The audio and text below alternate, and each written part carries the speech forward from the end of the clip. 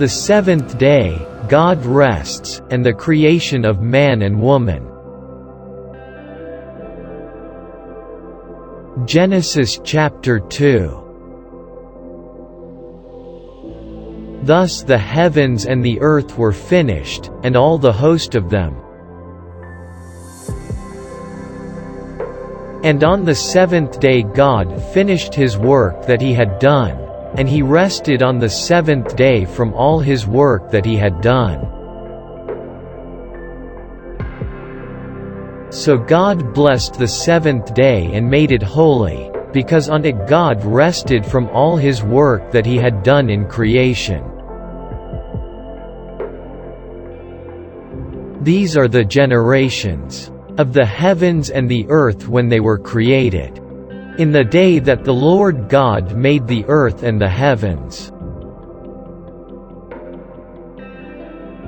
When no bush of the field was yet in the land and no small plant of the field had yet sprung up, for the Lord God had not caused it to rain on the land, and there was no man to work the ground, and a mist was going up from the land and was watering the whole face of the ground, then the Lord God formed the man of dust from the ground and breathed into his nostrils the breath of life, and the man became a living creature.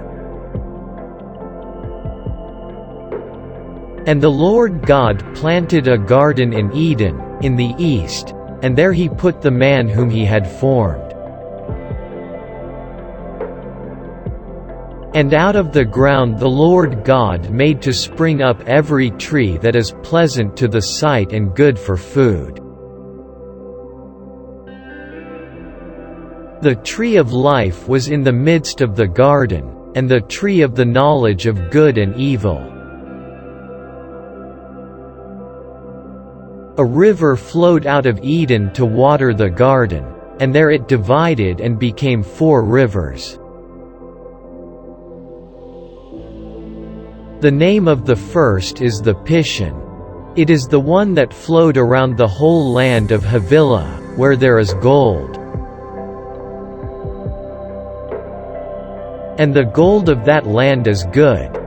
Bdellium and onyx stone are there.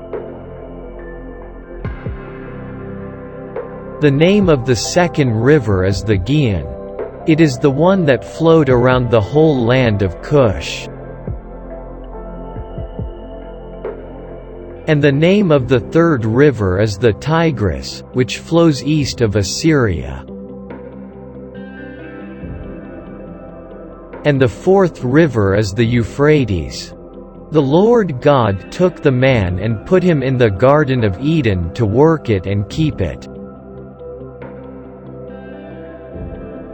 And the Lord God commanded the man, saying, "You may surely eat of every tree of the garden, but of the tree of the knowledge of good and evil you shall not eat, for in the day that you eat of it you shall surely die." Then the Lord God said, "It is not good that the man should be alone. I will make him a helper fit for him." Now out of the ground the Lord God had formed every beast of the field and every bird of the heavens and brought them to the man to see what he would call them.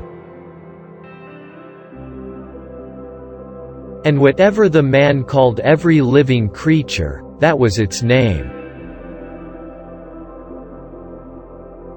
The man gave names to all livestock and to the birds of the heavens and to every beast of the field. But for Adam there was not found a helper fit for him. So the Lord God caused a deep sleep to fall upon the man, and while he slept took one of his ribs and closed up its place with flesh.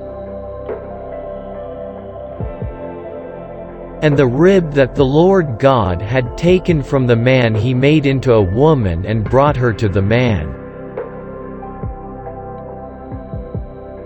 Then the man said, "This at last is bone of my bones, and flesh of my flesh.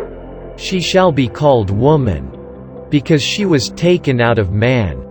Therefore a man shall leave his father and his mother and hold fast to his wife, and they shall become one flesh. And the man and his wife were both naked and were not ashamed. Genesis chapter 2.